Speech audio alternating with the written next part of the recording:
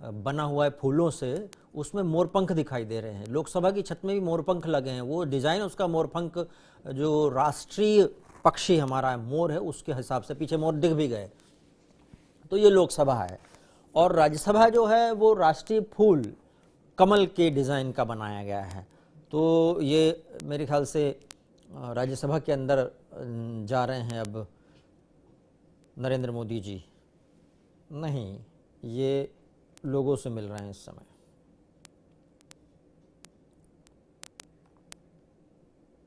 सर्वधर्म प्रार्थना होगी यहाँ पर।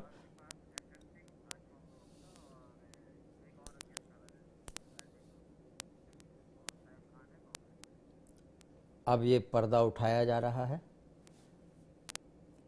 यहाँ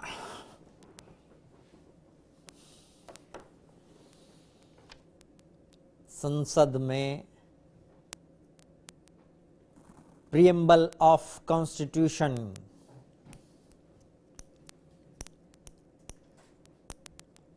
और वो भी लगा रहेगा यहाँ पे। और ये इनॉग्रेशन शिलापट्ट बोलते हैं जिसको, इनॉग्रेशन वाली, ये उनके नाम दिखाई दे रहे हैं, श्री नरेंद्र मोदी जी लिखा हुआ है उसमें।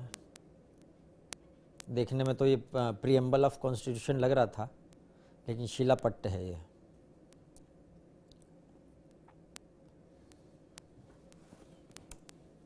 सर्वधर्म प्रार्थना होगी यहाँ पर। उसके बाद में प्रार्थनाओं का अपना महत्व है। प्रार्थना मौन या फिर शाब्दिक दोनों हो सकती हैं, लेकिन असर बहुत तगड़ा करती हैं। किसी को अगर इसकी महत्ता जाननी है तो उसको सही तरीके से इसको एक बार अपना के देखना चाहिए प्रार्थना। इसलिए भारतीय परंपरा में प्रार्थना का एक अलग महत्व है। पूरे विश्व में अलग अलग तरीके के लोग प्रार्थना करते हैं।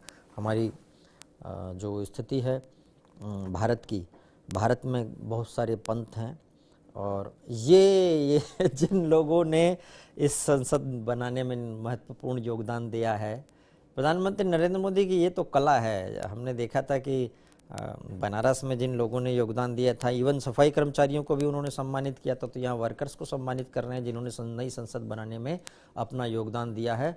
और टाटा के वो पहना हुआ है इन्होंने जैकेट, पीछे टाटा लिखा हुआ है। टाटा को ये कॉन्ट्रैक्ट मिला था नई संसद बनाने का, और बखूबी उन्होंने निभाया भी है। इसमें बहुत गणमान्य लोगों को बुलाया गया है, जिसमें रतन टाटा जी को भी बुलाया गया है। और ये वर्कर्स को सम्मानित कर रहे हैं, इनका पसीना लगा हुआ है इसको बनाने में, नई संसद को बनाने में। अच्छा, बड़ी गजब चीज़ है, इतने कम समय में लगभग 3 साल के अंदर ये बन गई। और ये अपने आप में रिकॉर्ड है, क्योंकि अगर आपने देखा होगा कि ज़्यादातर सरकारी जो प्रोजेक्ट्स होते हैं वो कभी कभी डिले हो जाते हैं, 6 महीने, 1 साल, लेकिन ये रिकॉर्ड अपने समय से कुछ ही दिन कम में भी बना के तैयार हो गई है। इसमें एक फ़ायदा ये होता है कि आपने जो बजट एस्टिमेट लगाया है कि इतने में बनेगा तो वो कॉस्ट ओवररन नहीं होती। कॉस्ट ओवररन का मतलब होता है कि मान लीजिए आपने कोई चीज़ बनाई और बनाने के बाद में कुछ दिन बाद महंगाई बढ़ गई, उनके रेट बढ़ गए, तो अगर आप उसको डेडलाइन के अंदर पूरा कर लेते हैं तो कॉस्ट ओवररन की जो कॉस्ट है वो भुगतनी नहीं पड़ती है, पैसा बढ़ता नहीं प्रोजेक्ट का। तो ये प्रोजेक्ट का पैसा लगभग 1000 करोड़ मान लीजिए नई संसद बनने में।